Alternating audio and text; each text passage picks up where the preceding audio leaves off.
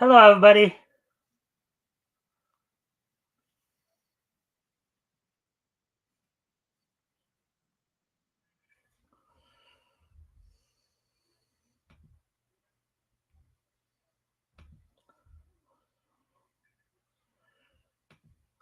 All right, so welcome to the Mikestand, everybody. Hopefully, everybody's having a good week here. Sorry we're a little late. Had some last minute stuff come up just before I came on. Plus, apparently some technical issues with the signal. Apparently the connection went down for a couple times there, but we're up now. It looks like hopefully.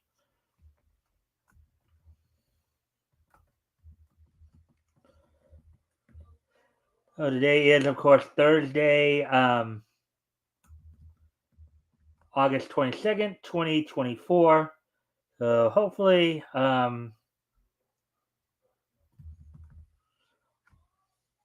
you guys have had a good week this week. I am just getting everything.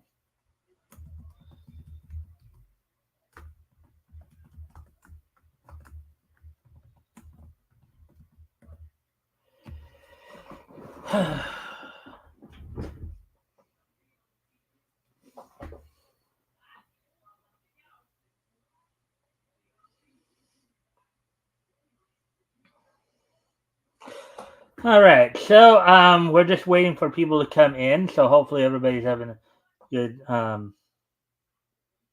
day today. Come in here.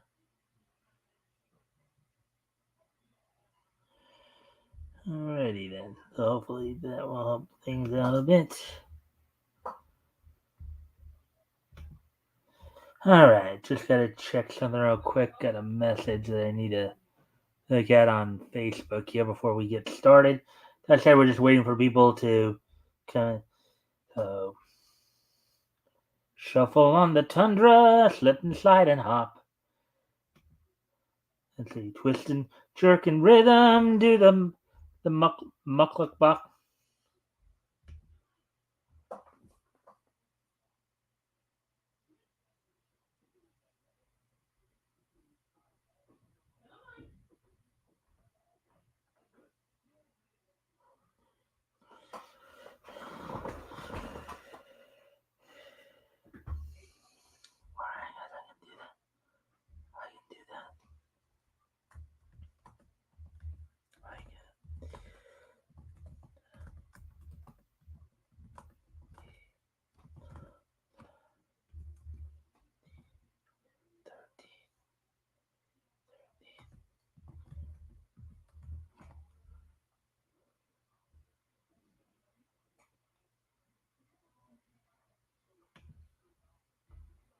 All right. So, anyways, let's see. So here we go. It looks like everything's now.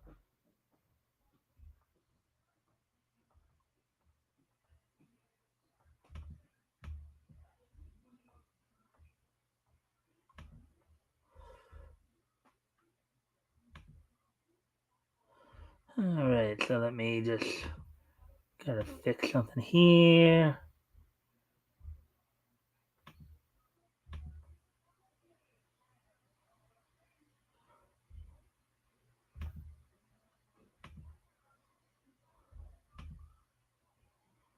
All right, there we go. Hopefully that will. Alrighty then.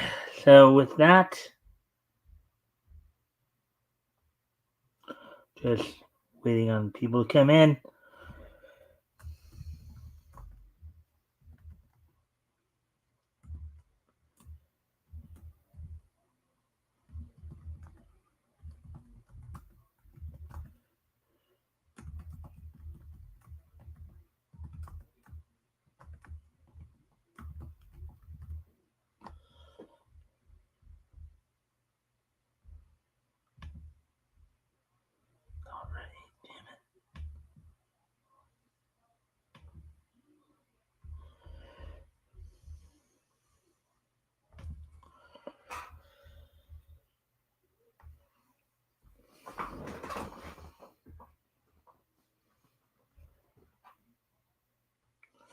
All right. Anyways, Just give me a second. I need to settle in here, so I'm gonna put some music on for the moment while I kind of take care of another couple of things.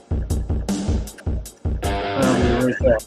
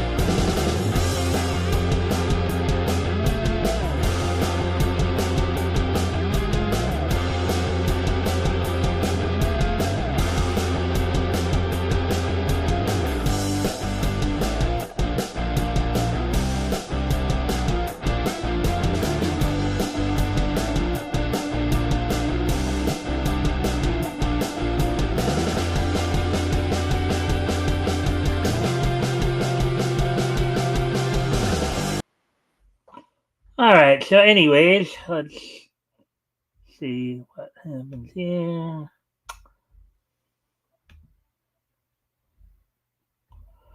All right. So, anyways, why don't we go ahead and get started then?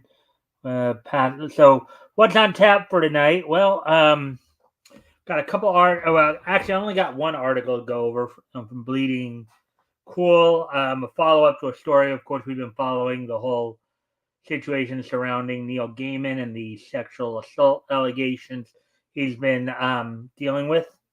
So I'm going to follow up with that. We'll have, of course, the wrestling wrap ups, and obviously go over the results of last night's,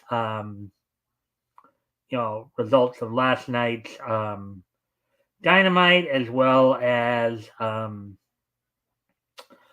talk about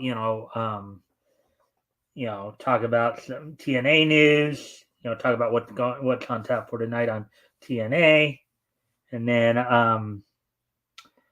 we will and also, of course, talk about WWE as it continues to prepare for its upcoming Bash at Berlin. And of course, also next Saturday, aside from that, of course, NWA will be having a event too, their 76th anniversary show.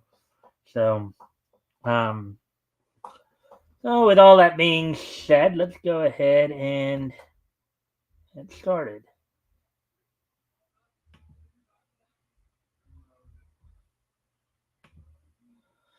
Alrighty then. So,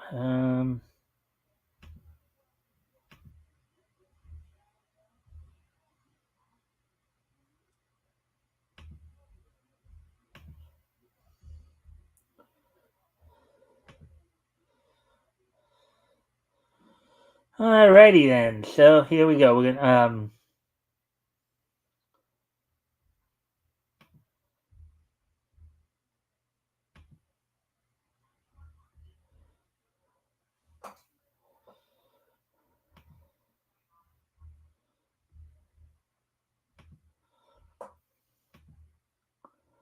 alrighty then. The levee breaks. Assault allegations against Neil Gaiman hit mainstream. Article by Avi Green, published August 22nd, 2024. So here we go. So in the first item here about the disgraced comics and book writer, Neil Gaiman, the Irish comedy writer Graham Linehan wrote several weeks ago about an exchange he had in past years with Gaiman, who really left Lineman with a bad aftertaste. So I guess this is Linehan talking now. So I may have asked why he wasn't speaking out on behalf of J.K. Rowling, who was undergoing one of her regular cancellations for refusing to pander to the spoiled brats who loved her books, but missed their meaning. A big name like his might have shifted the conversation and given her some much needed support. He might perhaps have persuaded some of his fans to give the matter another look. This was when I assumed people like him acknowledged biological reality, but worried about coming out of the closet, as it were. Okay, I guess in this case, having a different connotative meaning, of course. It took me years to realize that almost every celebrity mate of mine believed or was pretending to believe in the fashionable American mind cancer of, in smaller quotes, gender. But back then, I was still astonished to find that he was a carrier of the virus, the mass delusion that by sheer coincidence turned up after the arrival of the internet. Whether it was Bill Bailey or Neil Hannon, Robin Ince or Matt Lucas, Arthur Matthews or Jimmy Mulville, it was always the same story. A sudden cloud of amnesia would form around my celebrity mates, a real pea souper, from which they suddenly could not see why we need female-only spaces and why unhappy teenage girls will not find a miraculous cure for their woes in a double mastectomy. Far from sharing any of my urgency in the need to stop children from being irreversibly harmed in gender clinics, they instead downplayed, deflected, and dismissed. So I'm guessing what this guy is saying is that, looking back on it now, the reason that maybe Neil, I guess what Mr. Lynham is saying here is, I guess what he's saying is the only reason that Gaiman didn't come out in support of J.K. Rowling when she was basically calling for people to just believe that there are just two genders. Why he didn't stand up for her is because I think he's dropping the idea that maybe Gaiman likes the idea of men going into women's bathrooms. That's at least one interpretation that can be thought of here. So hey, Netsuni, let's see. Hello, I was fixing my pic and installing some office software. Hey, Nitsuni, yeah, I'm looking at a story I've been covering for the last month or so. Don't know if you heard about. I don't know like how much you follow comics or if you'd been on before when we were covering this, but Neil Gaiman, who is a pretty well-known comics and book writer, has been basically accused of SAing people, as it were, some women. So we've been following this story, and now the latest stuff is dropped on that. So, but anyways, as always, if you haven't already, if you can like and share the stream, of course, help us see if we can get some more friendly people to engage. Also, if anything here grabs your attention, feel free to comment and or ask questions. I'll try to answer the questions to the best of my ability.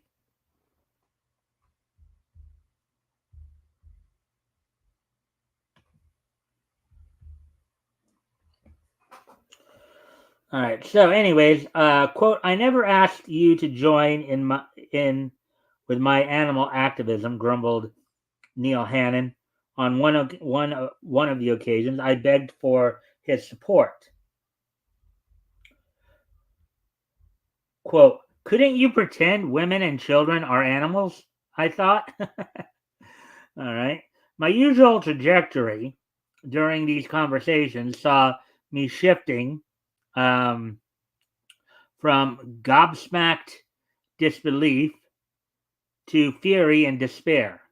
The disloyalty made me angry, but knowing my friends did not care about their own daughters, wives, sisters, and mothers was and continues to be destabilizing in the extreme. Gaiman went one step further. I can't find the tweet, so I may be paraphrasing, but he said, quote, I hope you're kinder if your daughter ever hopes to transition, unquote. Boy. I can't think of no uglier thing to say to a parent. For girls, in smaller quotes here, transition means double mastectomies in their teens, hysterectomies in their mid-20s, early menopause, and a four times greater chance of having a heart attack than males of the same age. To have this decaying goth wish that horror on my daughter was more than I could bear. I wanted to rip his throat out. Yeah, I'm sure a lot of parents out there probably share the same feeling, on that matter.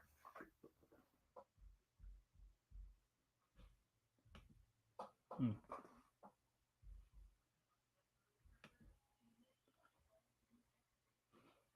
Oh dear, that's bad. I hope justice is served. Um, if needed, I am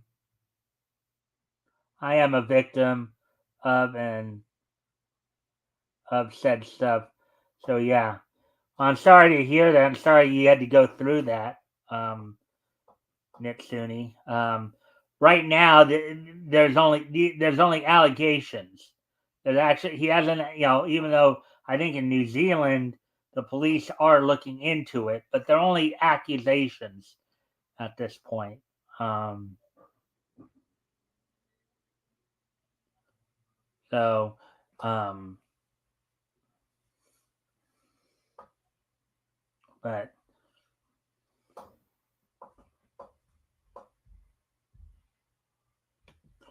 okay, innocent till proven guilty. Everybody deserves that. That's why our he's technically over in England, so, but I would imagine it's still somewhat the same there. But um,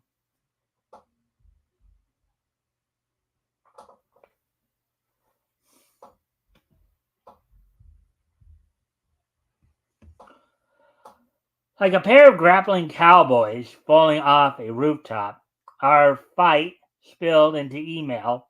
I sent Gaiman this article about the Tavistock. It was clear when he wrote back that he hadn't absorbed it. Like most celebrities in this fight, he happened to have lost the ability to read. And um, quote, and this is, I guess, Gaiman talking here to Graham here. Quote, as I said before, I hope that you'd be kinder if it was one of your kids who wanted to transition, unquote. He actually said it again. The piece was right there, detailing exactly what was happening to the children unlucky enough to wander through the Tavistock's doors, and he chose to repeat that disgusting thing. Why? Well, from everything I gathered, I don't think Gaiman's a parent. It's not. I don't know if Gaiman's actually a parent or not. So I mean, that's why it's not sticking to him, because it's like, and he's falling in line with a lot of liberal ideology. But Gaiman's contempt for parents is definitely horrific. To say nothing, so this is Avi speaking again, to say nothing of his contempt for girls themselves. And in light of what he now stands accused of, it takes on a whole new meaning. I'm most terribly sorry Mr. Lynham has had to go through all this terrible stuff, with Gaiman proving one of the worst of the lot, that's been turning a deaf ear and blind eye selectively or otherwise to one of the latest forms of sexism. Now, mind you, too. Here's one of the aspects here why this is a kind of a big story. So, with the whole Me Too movement that came out in the last few years here, we got to listen and believe without no factual proof, mind you, without no actual factual proof here. Okay. We have to listen and believe it. And he was one of those men, who got, one of those celebrity men, mind you, who got behind the whole listen and believe, without no shred of evidence. Just automatically assume that if a woman says she was raped, then to just simply take her word for it without thinking critically about it. Ultimately, that kind of reasoning, that kind of just blind following is, does nobody any good. Yes, you should have sympathy and empathy for the victims. That's true. And victims should feel that if that does happen to them, they should be able to go to the police and have go through the process to be cared for and to have who the perpetrators brought to justice. But sometimes if you just say, "Oh, listen and believe," it reminds me of a biblical story, the story of Potiphar's wife in the Old Testament. Joseph, who was the son of Jacob. He was sold into slavery by his brothers to Egypt. And during his time as a slave, he was accused by Potiphar's wife of trying to, assault her, right? But it turned out what basically was happening was she kind of wanted to be with him intimately. He was saying, no, it's not appropriate. I don't want to, this, that, and the next thing. And when he continued to rebuff her advances, she cried harp,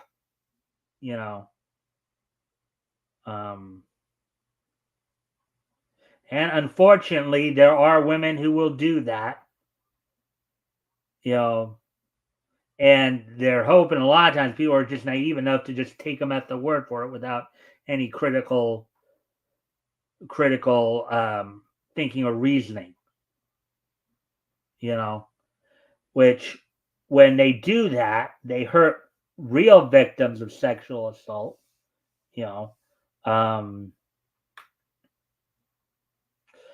because people are when it's kind of like the old story of the boy who cried wolf, right? When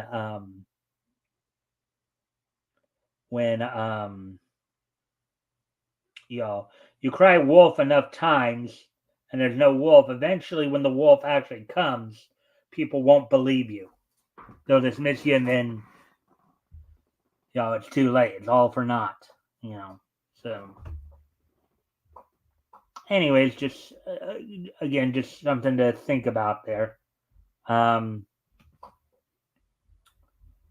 So let's see. Now here's Avi speaking again. So the second item is a review of Coraline's 2009 animated adaptation in the UK Guardian, which was quote unquote remastered, where the reviewer says, so Henry Selick's 2009 animated supernatural fantasy Coraline is now released for its 15th anniversary. It is based on a novella by Neil Gaiman, the author now the subject of sexual assault allegations. The stop-motion film looks as amiably creepy as it did when I saw it first. Through though, as with The Nightmare Before Christmas, one of Selick's movies, which was produced by Tim Burton. The chills are mixed with adventure, exotic strangeness, and comedy, certainly a recipe that has entranced audiences. As before, though, I wondered if this story um, might have been more frightening if it had been filmed in conventional live action with regular human beings and showing us eerie smiling faces with buttons for eyes. But straight up scariness not may not be the point. So now we're back to Avi speaking here. Um, Again, feel free to comment and or ask questions. And I'll try to answer the questions if I can. Um,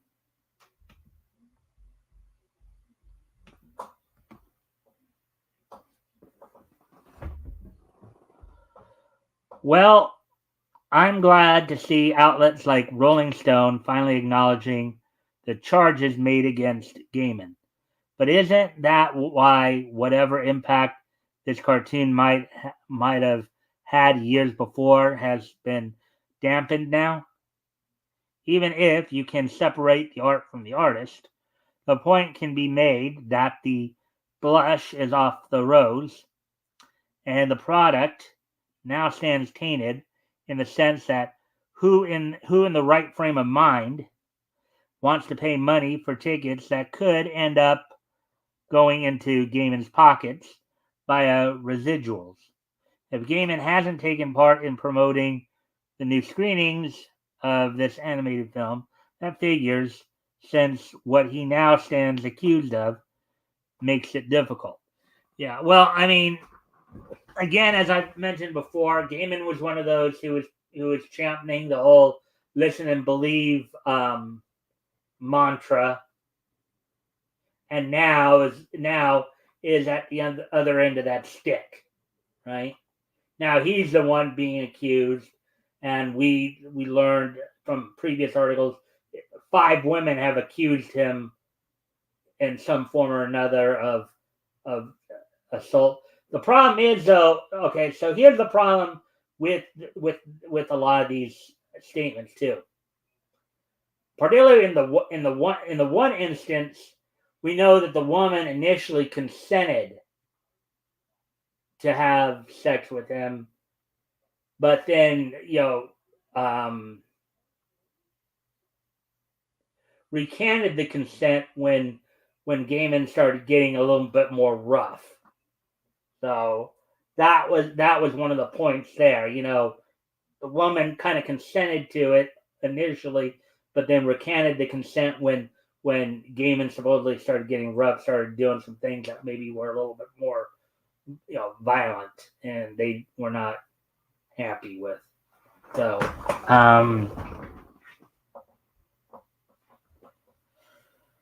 but now part of the thing with the Coraline story too, because Coraline was Coraline, the movie Coraline was based on, I guess as I said, a novella that Gaiman did, and I guess there were some things in that novella. I've never read the story or seen the movie, so I can't say much more than supposition from based on what's being said in the articles here that we've covered.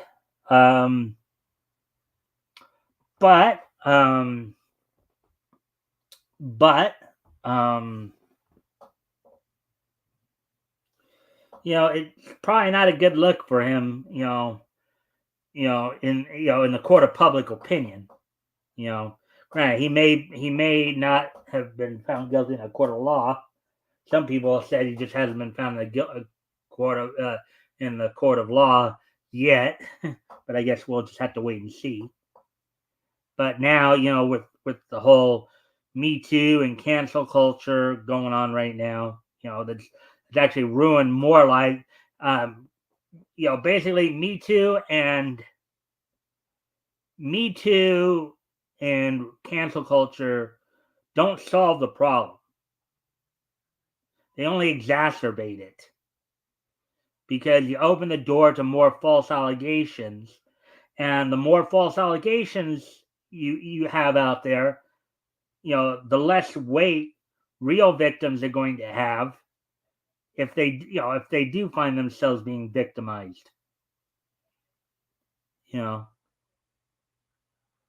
so that's just something to think about.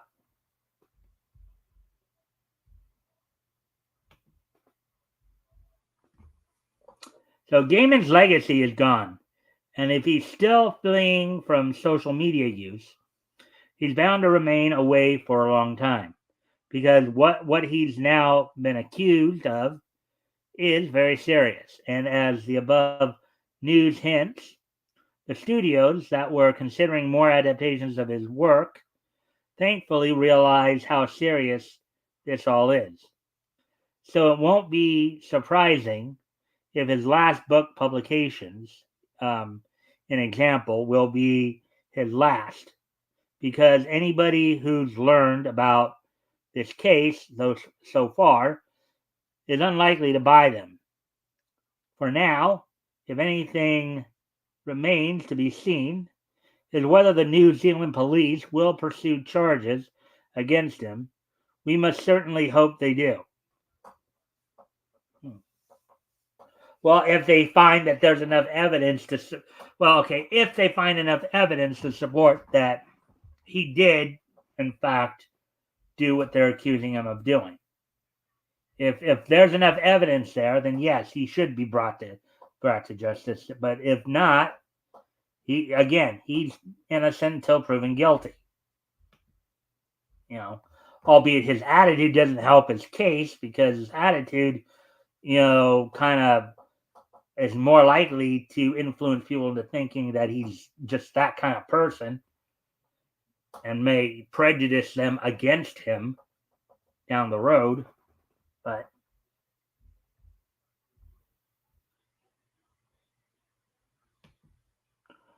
thing is, consent should be straightforward, but some people really blur consent and general okayness as one big blur.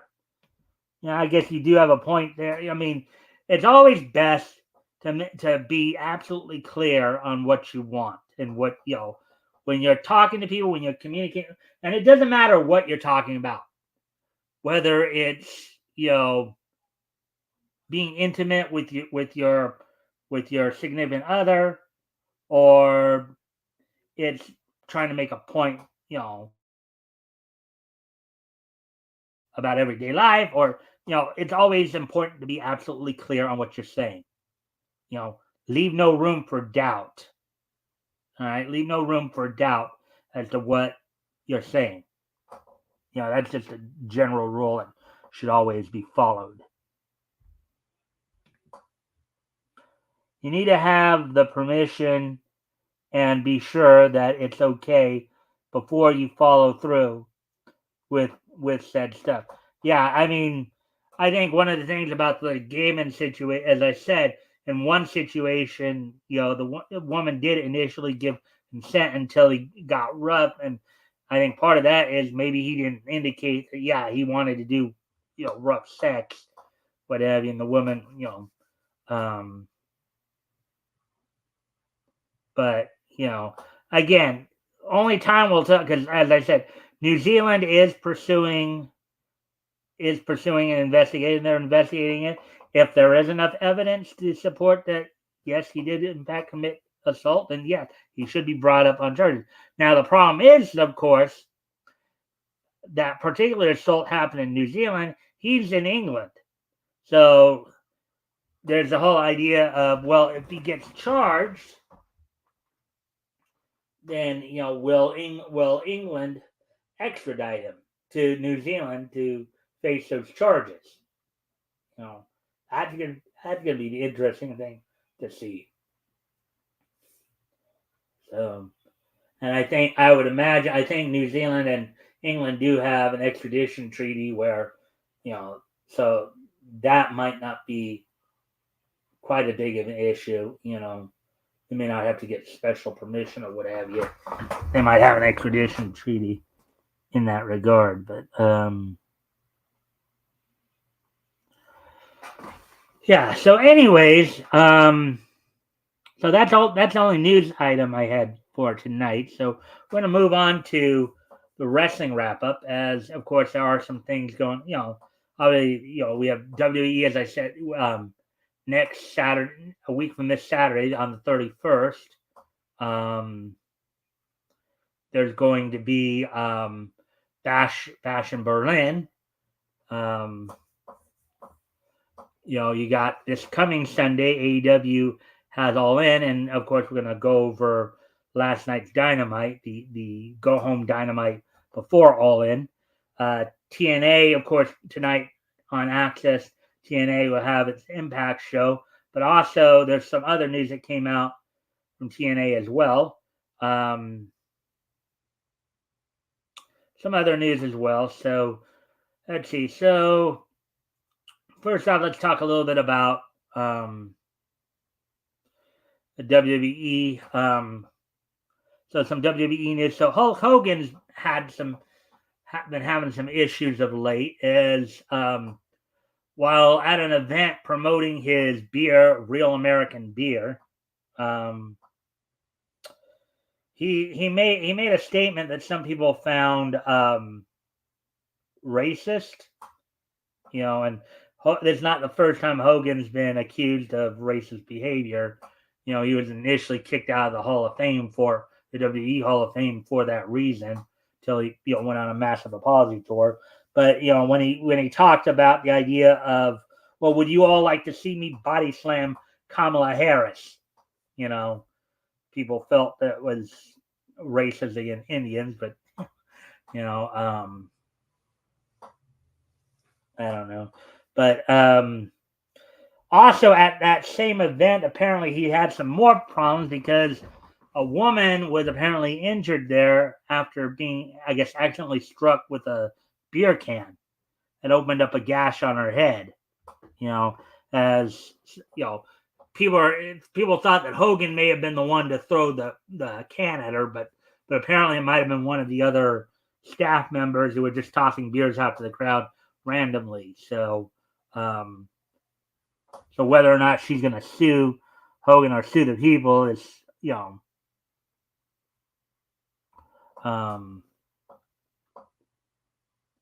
is going to be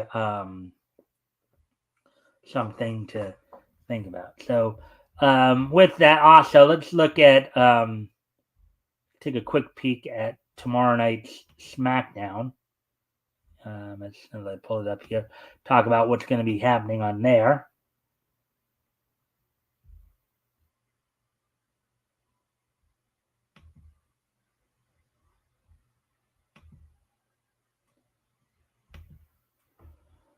On tomorrow night's SmackDown. It was also announced that when SmackDown debuts on USA in September, apparently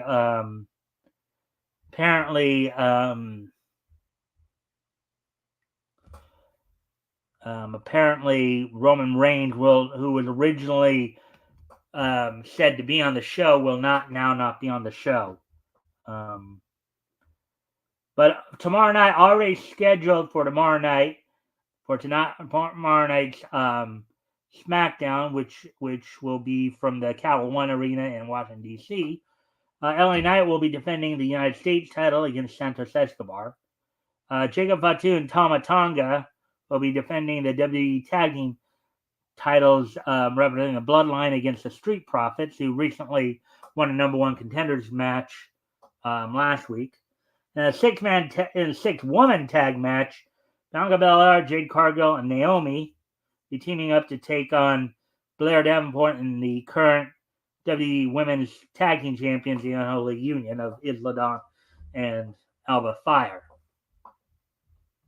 So that's what's happening tomorrow night on SmackDown. I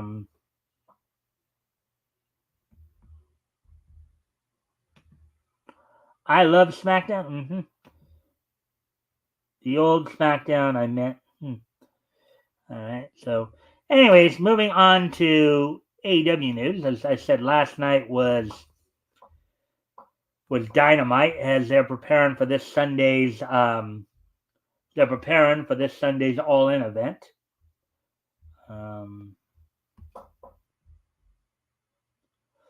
On last night's Dynamite, which was held at the Utilize Arena in Cardiff, Wales. In a non-title match, FTW champion Chris Jericho defeated Tommy Billington, the nephew of the original Dynamite Kid, Tom Billington, who unfortunately passed away about 6 years ago, back in 2018.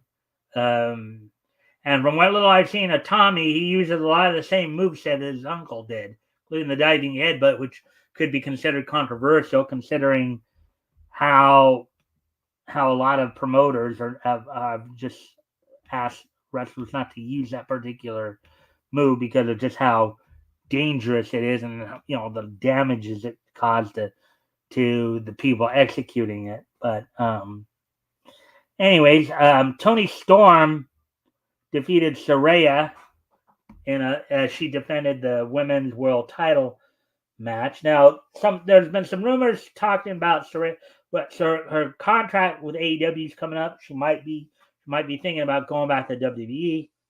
As some people have said that her time in AEW has not been that great.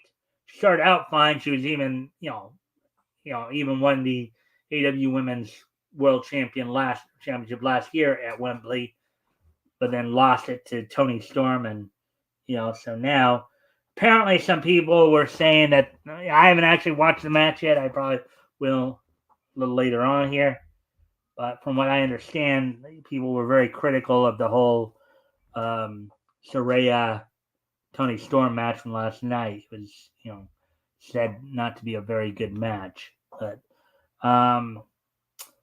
in a match for the AEW Continental title, Kazuchika Okada and retained in a as he and Claudio Castagnoli went to a 20-minute draw on the night.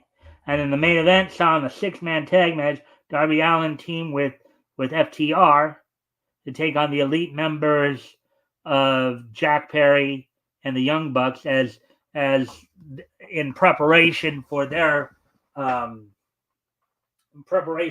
upcoming matches at All In, as Jack Perry defends the TNT title against Darby Allin.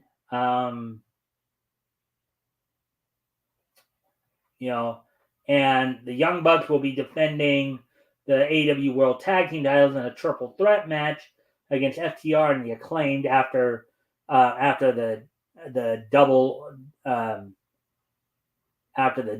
disqualification on last week's Collision.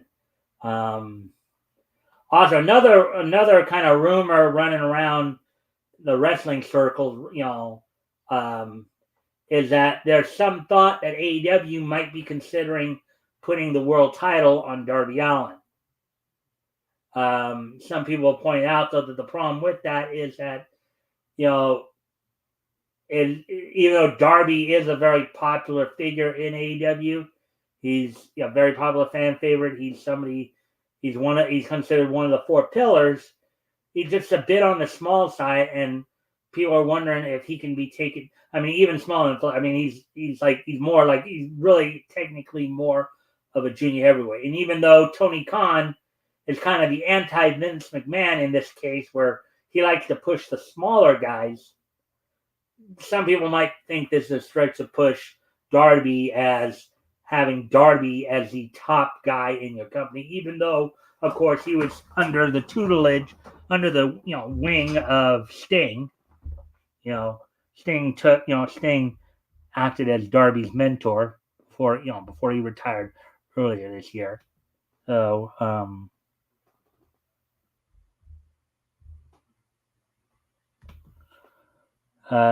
Leaf Electronics, all right? Lash Electronics, all right?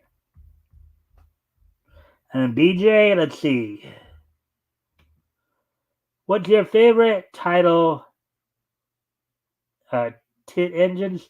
I don't even know what a tit engine is. So, who is in charge of SmackDown now? Because Vince did unspeakable things. Well, remember, Vince is also only accused. He hasn't been convicted in a court of law as of yet. You know, he's only been accused. So, but um, let's see, Triple H is actually the basically the head of creative basically. Triple H is the guy who's basically in charge of basically taking the role of the promoter on both Raw and SmackDown, even though on screen, Nick Aldis is kind of the head of SmackDown, and Adam Pearce is the head. You have two former NWA champions right there who are the authority figures on each show. Raw with Adam Pearce and Nick Aldis on SmackDown. They're the authority figures there.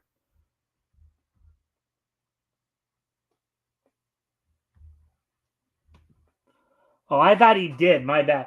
Well, okay. Basically, Janelle Grant is suing them for it. Um, actually he may have done it, but I think his contention may have been that it was consensual. You know, but I think what a lot of people are getting at with in his case is, because he was somebody in a position of power, he may have been abusing that power to get that. So, that was. I love Triple H. Well, ever since Triple H took over creative, they said the product has been getting better because Triple H has kind of a different booking philosophy than Vince. He doesn't just like Vince is real big on the real big guys, right? Pushing the bigger guys along, while the smaller guys wouldn't really get pushed much. But not that Triple H is like a 180 on that. He'll put he'll put the guys who are talented in there regardless of size. If anybody's kind of the opposite of Vince, it's Tony Khan. He's the one who pushes more the smaller guys as main eventers. Tit engines are from a show from 1984. Probably grew up with this, Mike. I don't remember that.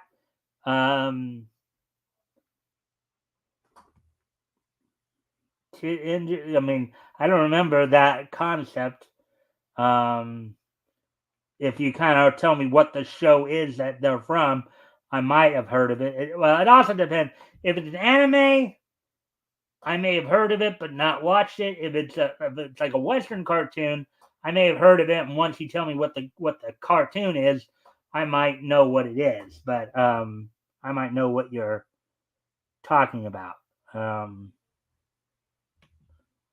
How did Atsuko Tanaka die? Actually, per her family's request, that information has not been released.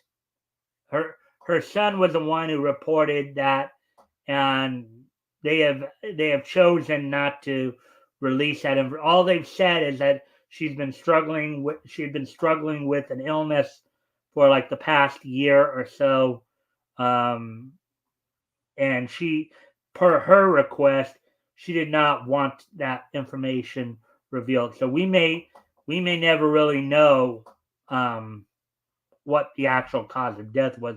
Only thing that's been said about it was by her son, was that she'd been dealing with an illness for like the past year. I mean, based on what they were talking about, the way they were talking about it, I can give speculation, but that's all it would be, speculation. But again, as per the family's request, they probably, I think, would just prefer people respect their privacy and not, really try to dig into or discuss that too much. James number 5. Now, James number 5, is that the show that you're talking about? I haven't heard of James number 5. So, if that's an anime, then I had just not heard of it before. And I don't remember a cartoon by that name either. Let's see. How would you feel if an anime was never released to Western audiences? Um, it's kind of hard to say because if it's not released to Western audiences, it would be kind of hard to say because that would mean that we wouldn't get to see it. So I would have no personal investment in it, obviously. You know, um,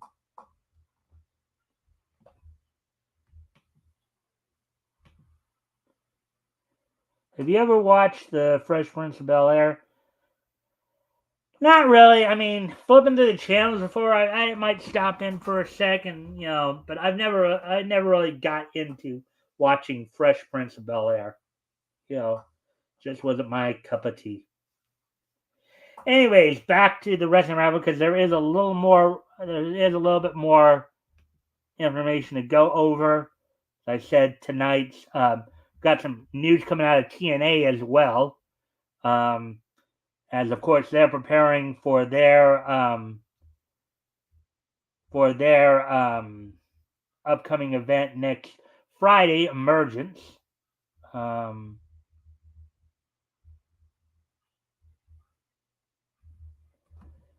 Next Friday, Emergence. But before I do talk about what's coming up on tonight's episode of Impact, apparently some news that came out that Rich Swann has been suspended by TNA following an arrest for domestic violence and public intoxication. Apparently, I guess he got drunk, tried to break into somebody's house. Some people are saying he might argue that because he was drunk, he didn't know, he thought he was trying to get into his own house. But he's been suspended pending an investigation. And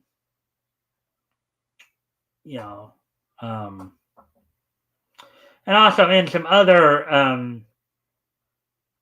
TNA related news, former chief operating officer Scott D'Amore is now starting up a new promotion in Toronto called Maple Pro Wrestling.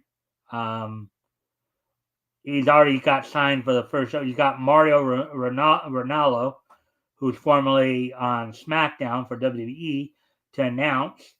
Already signed to participate in the event as well are former WWE star Jinder Mahal and current TNA star Josh Alexander. The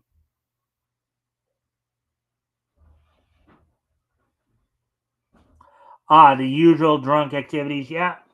Well, I mean, that's the thing. Alcohol will knock down your inhibitions. So there's a reason that when people are drunk, there's a reason why they use the word stupor for to talk about the state they're in, because they're in a stupor or stupid state, right? A foolish state, a foolish frame of mind. So, anyways, with all that being said, of course, let's talk about what's on tap for tonight's Impact as they continue to prepare us for next Friday's Emergence pay-per-view.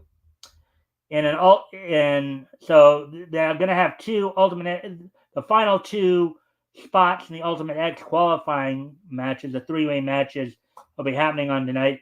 You have in one match, you'll have the opening match will have Frankie Kazarian taking on Kushida, taking on Hammerstone. The other one will be Laredo Kid taking on Bhupinder Gujjar, and they'll be taking on Jay Vidal. So the final two Ultimate X qualifying three-way matches will be happening on tonight's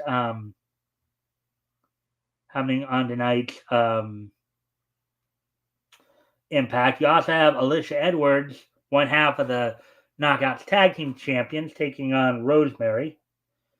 In a 6-person tag match, you have PCO, Rhino, and Zaya Brookside taking on Cone, Madman Volt, and Steph Delon. And I'm kind of curious about this because this is coming off the heels of the wedding reception for Steph Delander and PCO, and Matt Cardona coming out to spoil that. Let's see. You also have Charlie Dempsey coming over from WWE's NXT to take on Jonathan Gresham in a one-on-one match. And in the main event, we'll see the Hardys taking on the system members of JTC and Moose. So that's pretty much all I got for you. And of course, this Sunday will be All In from Wembley Stadium. So with that now, let's with today being Thursday, August 22nd, before we head out here, let's take a look back at this day in each history. So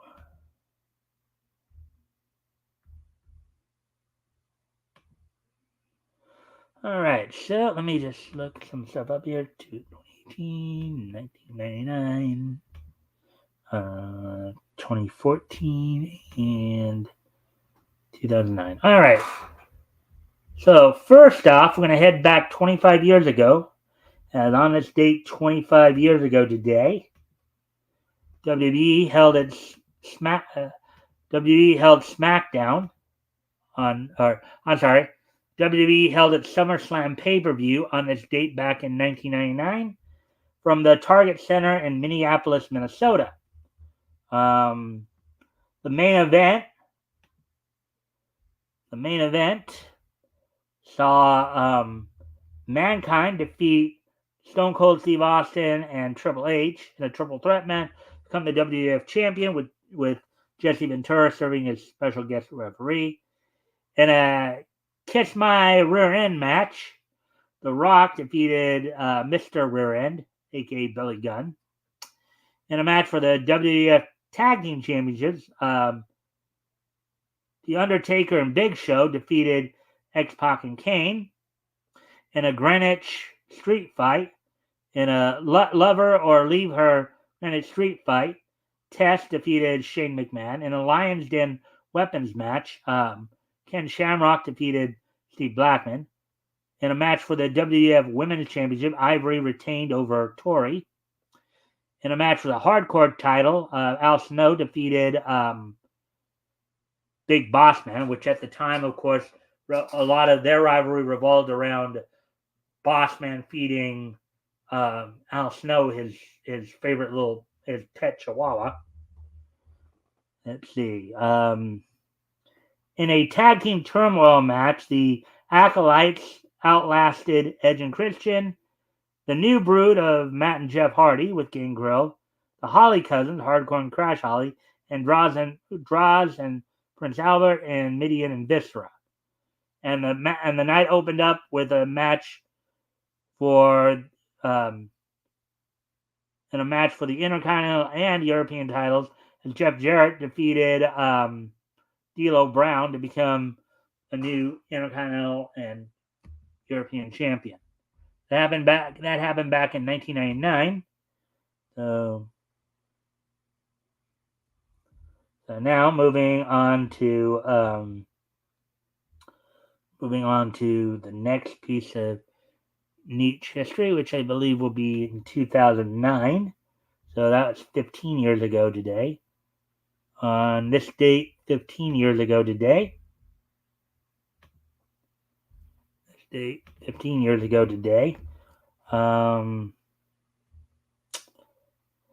Production IG's Oblivion Island, Haruka, and the Magic Mirror premiered in Japanese theaters on this date back in 2009, 15 years ago today.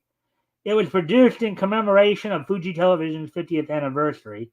So on this date, 15 years ago today, Production IG's Oblivion Island, Haruka, and the Magic Mirror premiered in Japanese theaters, commemorating the 50th anniversary of Fuji TV.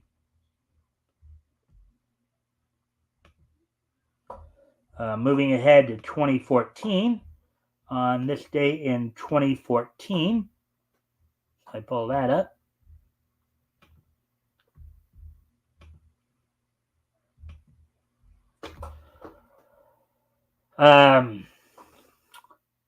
Tornante Television's BoJack Horseman premiered on Netflix on this date back in 2014. So 10 years ago today, Tornante Television's BoJack Horseman, which is a company that was started up by former Disney CEO Michael Eisner, premiered on Netflix on this date back in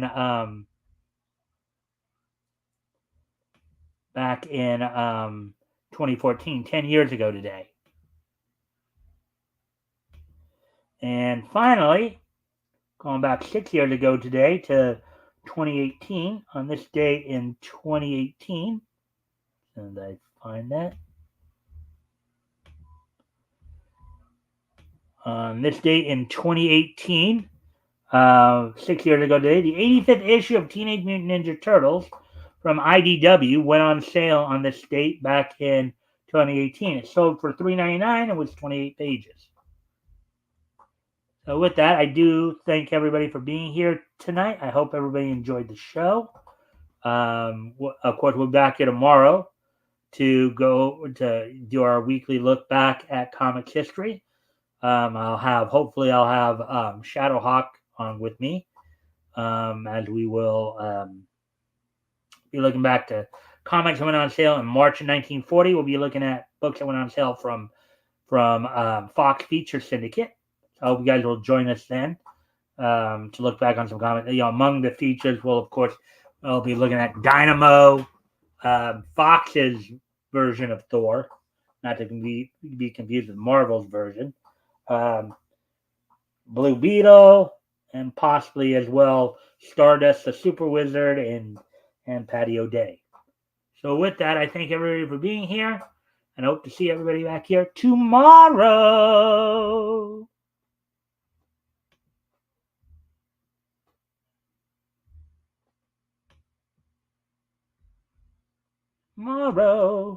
Bye.